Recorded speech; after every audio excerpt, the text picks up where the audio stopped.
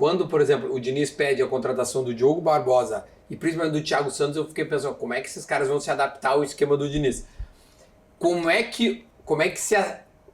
se adapta ao esquema do Diniz, se é que de fato há um esquema muito diferente de tudo que tu já viu na tua vida? Ou seja, o Diniz realmente é um treinador diferente. Cara, tem algumas ideias assim diferentes, algumas, tá? Uhum. Mas muito diferenciada, entendeu?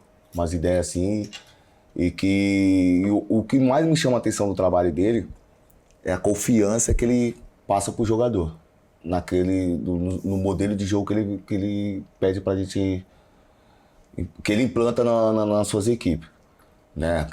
Aquela troca de passe que a gente tem lá dentro da área, com o goleiro, e toca pro goleiro. Tinha aquilo ali é pra matar o cara do coração. Entendeu? Né?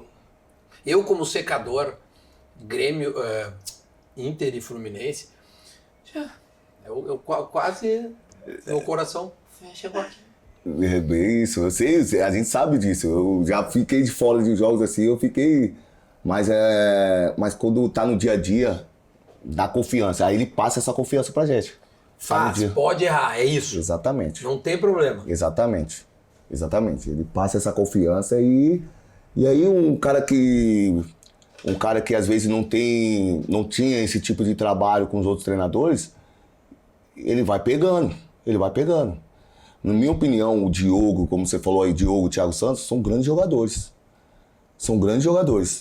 Às vezes eles podem não ter mostrado o futebol que eles mostraram, por conta do treinador não tirou o melhor deles. Uhum. Acho que tem muitos jogadores aí, vou te falar, você também. Acho que você que eu vi você jogando a pelada aí, desimpedido aí, você deve ter acho que ninguém tirou o melhor seu pra você poder mostrar lá no Por isso que eu não ganhei. Por isso você não ganhou, entendeu? Mas tem muitos jogadores aí no futebol brasileiro que tem muita qualidade e não tá mostrando seu futebol, não tá no melhor momento, porque ou o treinador, né, ou ele mesmo não tá aproveitando o melhor dele, que ele tem. Vou te dar um outro exemplo para ajudar a tua tese. Bom. O Alisson, que era no Grêmio um jogador, e no São Paulo outro jogador.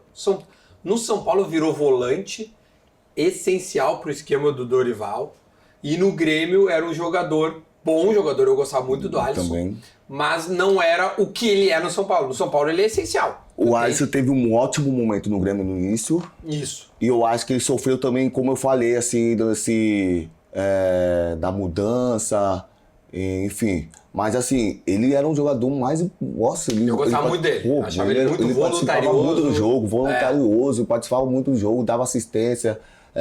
Aquelas pessoas cobravam de fazer mais gols, essas coisas, que realmente, atacante vive de gol, tem que chegar mais na área, enfim. Mas assim, o Alisson, eu sempre achei ele muito bom jogador, até mesmo no início do Cruzeiro, quando ele teve a oportunidade no Vasco, enfim. Isso aí. Acho que ele teve uma carreira legal assim, e um futebol legal, mas assim, são números, né, que falam, né? Muitas das vezes os caras querem que um atacante faça gol. Mas, enfim, tem muitos jogadores do futebol brasileiro que às vezes eles precisam desse... Às vezes fala de carinho, né? O Diniz fala muito sobre isso, carinho. Mas esse carinho que ele quer dizer é isso, tirar o melhor do jogador, passar essa confiança pro jogador, faz aquilo que você sabe de melhor. E ele vem fazendo isso com a gente, com cada jogador, todos os jogadores que passaram. E se o jogador às vezes não tá no bom momento, é porque aquele momento não tá passando, é o momento do jogador, né? Ou esse jogador tá retraído com uma cobrança que tá sentindo, né? A gente teve alguns jogadores que foram pressionados pelos torcedores. No Flu tivemos jogadores que foram pressionados pelos torcedores, porque assim, o Fluminense vinha no momento que precisava conquistar títulos. Tava um tempo sem conquistar título. Quando eu cheguei, o Fluminense estava 10 anos sem ganhar título. Né? Nem um carioca. A gente foi ganhar o Carioca em 2022 contra o Flamengo.